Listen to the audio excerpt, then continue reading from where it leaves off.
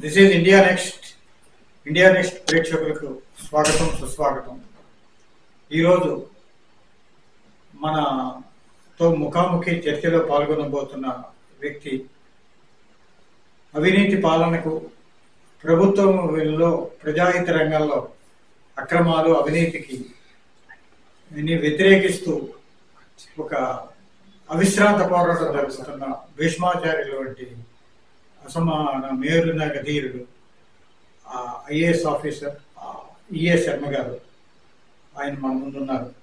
ఆయన గత 35 ఏళ్ళు ఆయన ప్రజాహిత రంగంలో ప్రభుత్వంలో పనిచేసి, కేంద్ర ప్రభుత్వంలోని, తర్వాత రాష్ట్ర ప్రభుత్వంలోని ఆర్థిక శాఖ కార్యదర్శిగా, ఎకనామిక్ అఫైర్స్ కార్యదర్శిగా పనిచేసి అవినీతి పరిపాలనతోటి, పాలకులతోటి రాజీ పడలేక స్వచ్ఛందంగా పదవి విరమణ చేశారు.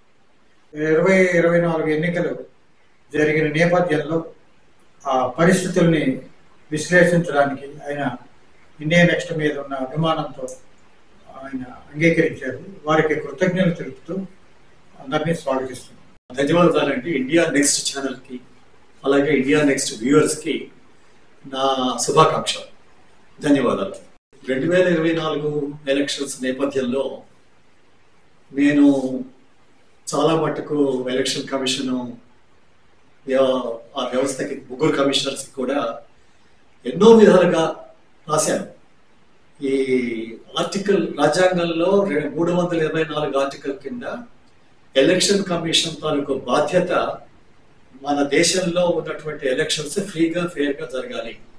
దానికి కావలసినటువంటి అధికారాలు వారి దగ్గర ఉన్నాయి. మీరు ఎందుకు అధికారాలు ఎందుకు ఉపయోగించడం లేదు, ఎందుకు మీరు చర్యలు తీసుకోవడం లేదని ఎన్నో విధాలుగా.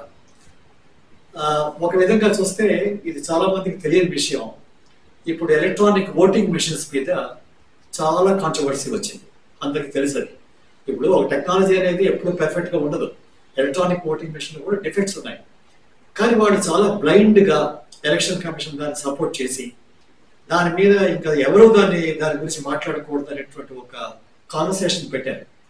అది ప్రజలకు తెలియని విషయం ఏంటంటే, electronic voting machines Bharat electronics అనే పబ్లిక్ సెక్టర్ వ్యవస్థ, అలాగే ఎలక్ట్రానిక్స్ కార్పొరేషన్ ఆఫ్ ఇండియా వాళ్ళు సప్లై చేస్తారు, మ్యానుఫ్యాక్చర్ చేసి. దాని తాలూకు కోడ్ అన్ని వాళ్ళ దగ్గర ఉంటాయి, సీక్రెట్ కోడ్ అవి. దీని మీద ఇండిపెండెంట్ ఆడిట్ అడిగారు. ఎవరు? మన ప్రజా సంఘాలు, పొలిటికల్ పార్టీస్ దాన్ని ఇండిపెండెంట్గా ఆడిట్ చేయాలి ప్రజా సమక్షంలో అని.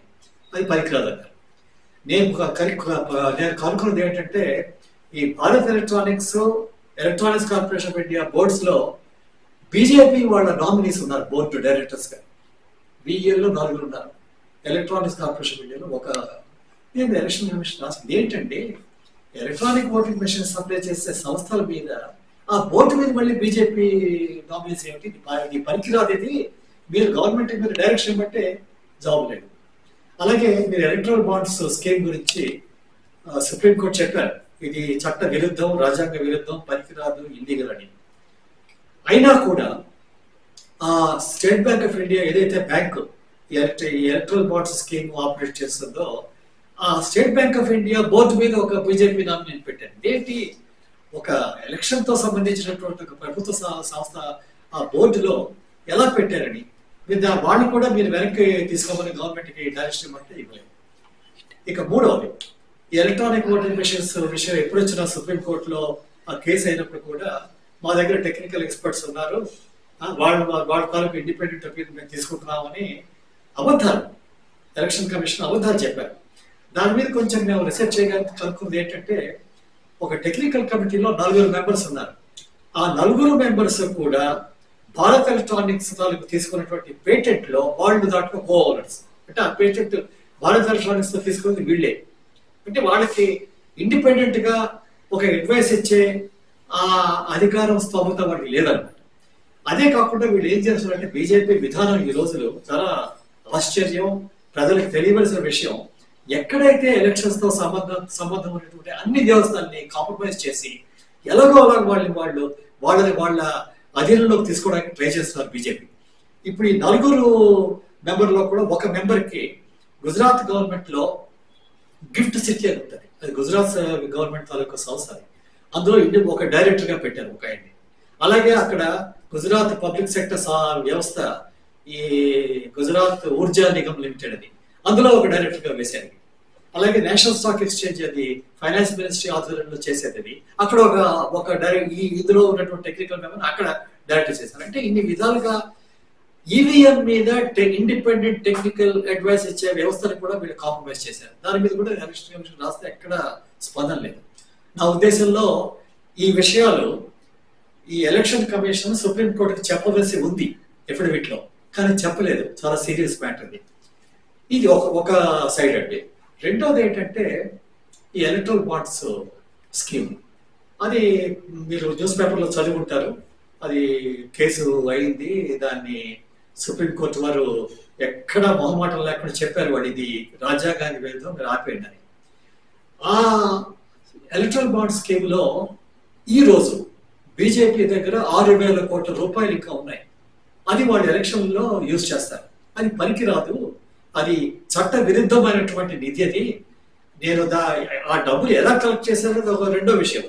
కానీ ఆ పర్టికులర్ ఆ నిధులు 6,000 కోట్లని కూడా ఒక బీజేపీ కాదు, మిగిలిన వాడి దగ్గర డబ్బు ఉంటే అది కూడా ఎలక్షన్ లో 2024లో ఆ ఎలక్షన్ లో ₹1 కూడా ఉపయోగించకూడదు అని నేను ఎలక్షన్ కమిషన్ రాసి, మీరు ఫ్రీజ్ చేయండి అకౌంట్స్, మీకు అధికారం ఉందంటే ఎక్కడ చదవలేదు.